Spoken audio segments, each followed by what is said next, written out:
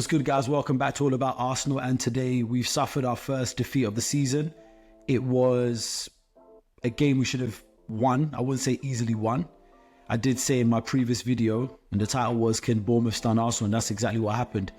I did think I predicted 3-0. I never saw us losing the game 2-0, never saw us, even when we were down to 10 men. I still had this hope and belief that we could probably come back and beat them because not being bad, it's not like we're playing Man City or Liverpool. So I still thought that yes, we could catch them with a counter attack and get some good chances. We were not clinical at all. We didn't create much within the match, but let's get straight into it. So, you know, the major talking point is the red card that William Saliba got, and that was around the 27th, 28th minutes. Stupid pass by Trossard. I don't know what he was doing. He had a terrible game. He couldn't get past any of his players. His link-up play wasn't the best. He was off throughout the whole match. But what he did when he set up Saliba for that 4 was just, like, for lack of words, sheer stupidity. So Saliba's caught on the wrong side.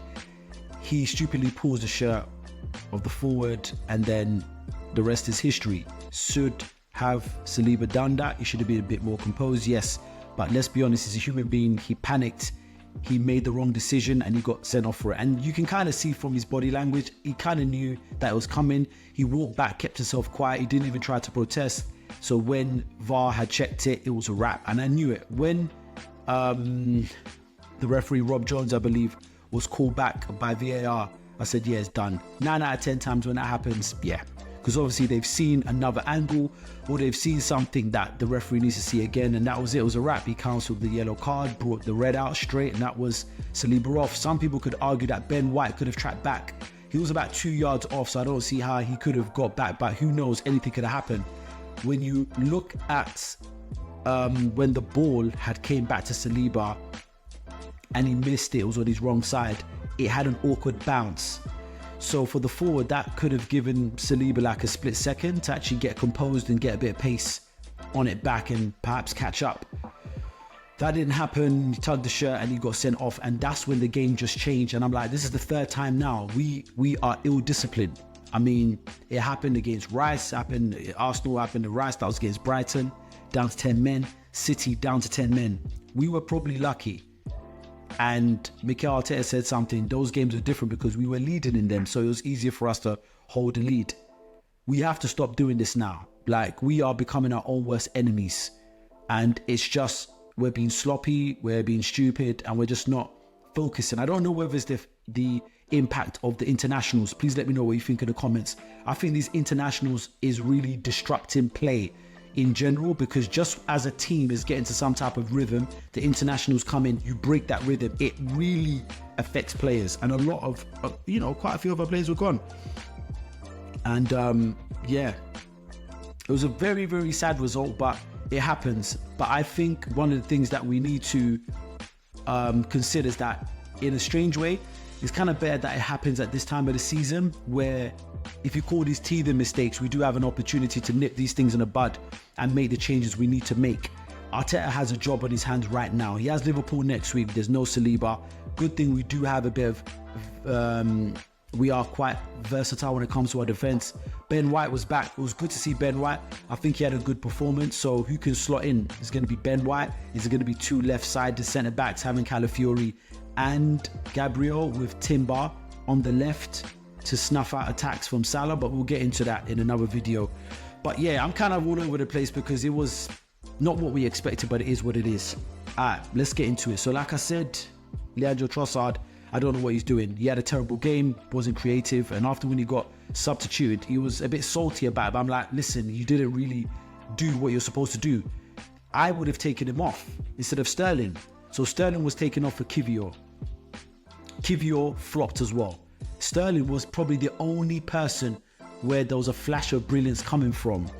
In the first 20 minutes, he was, like, he was getting past players, who was drawing players out. I believe if a goal was going to come, it was going to come from his side. And for him to get taken off, it was baffling. That was a knee-jerk reaction from Arteta, in my opinion. I think he panicked because of what has happened in previous games, which you would expect. We've been having to play with 10 men. Like, it needs to stop. we're just making this campaign difficult for ourselves. I think this is going to be the last of it. I definitely do, because they need a real good telling off. I'm sorry to say and putting those words, they're not kids, but yo, if we're trying to win the Premier League, we're not going to do so, especially in this fashion as well. So he shouldn't have taken off Sterling. That's a knee-jerk reaction. I think he panicked a bit, but he's human.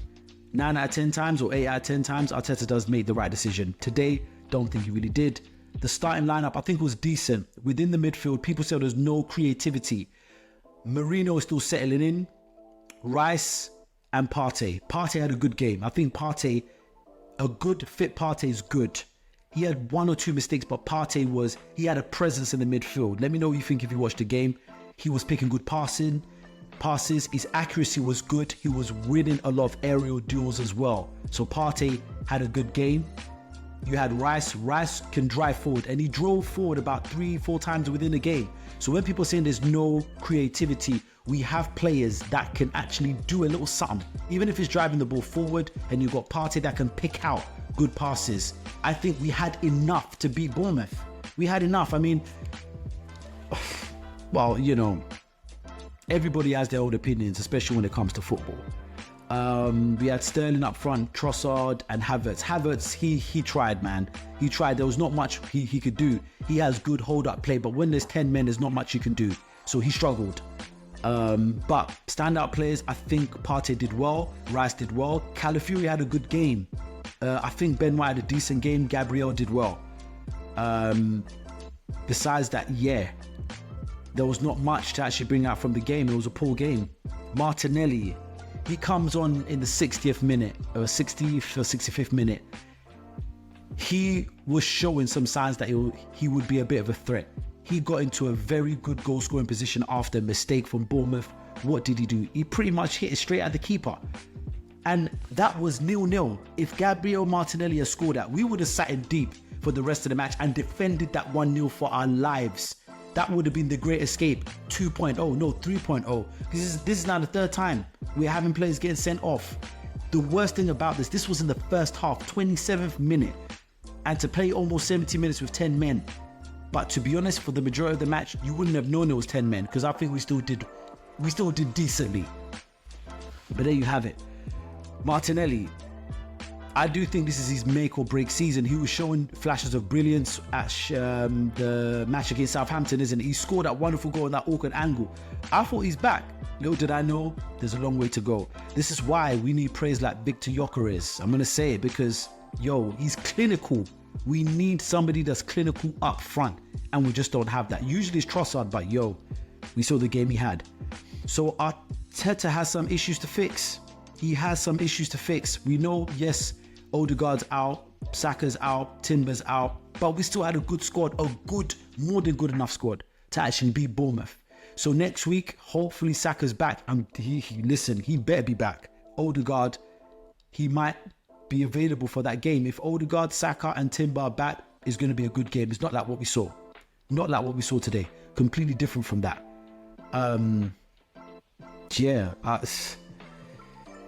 even David Raya, he was off today. He made 2 missed kicks. And then the penalty. The penalty I can't really blame because it was a mistake by Kivior. Bringing on Kivior, then substituting him was just, that's how you knew that this game was a shambles. And there was a cascade of errors and questionable managerial decisions. You bring on Kivior and you take him off again. I don't know. But as for Raya, I don't know whether because he just got, he just got engaged. I don't know whether he's in love mode or love season, but it wasn't the same David Raya that we saw at the start of the season that's been prolific. But hey, you know what? The positives I'll take out of this game, Thomas Partey I think was a positive. He's showing good signs. I did like Calafiori. I think he played well in this match. And when Yeri came on the 80th minute, I don't know what you're expecting him to do. Like, what is he going to do? This was a game he probably should have started with Rice and Partey and Wanyeri. Let's see what he can do. People are saying, but don't put hopes in a 17-year-old kid. Look what Wayne Rooney was doing at the age of 17. He was tearing it up. I'm not saying that Ethan Wanyeri is on that same level, but how are we going to know if he's not going to start a game? if he's not going to start a match. And at least we can see what he can do. Something needs to change. Yes, we're not as sharp in the creative aspect of Arsenal, but we had enough to beat Bournemouth. So that's my rant. So next game is Liverpool. We are going to be better. You know why? We have no choice to be better. It's at the Emirates. We have home advantage. If our players are back, it's going to be a completely different game. People are saying Saliba, is this going to be a big loss? Yes, it will, but he's not had a good week. In terms of internationals, he didn't perform that well for France. So perhaps he needs this time. Perhaps he needs a bit of time to himself to refocus and get back into his great form that he's been showing. But I will say this in defense of Saliba and Trossard. Normally they play well. Every team, every player, they are entitled to an off day. But let's not make this a reoccurrent theme, because if we continue like this, we ain't winning no league. Let me know what you think in the comments. See you guys in the next video. Peace.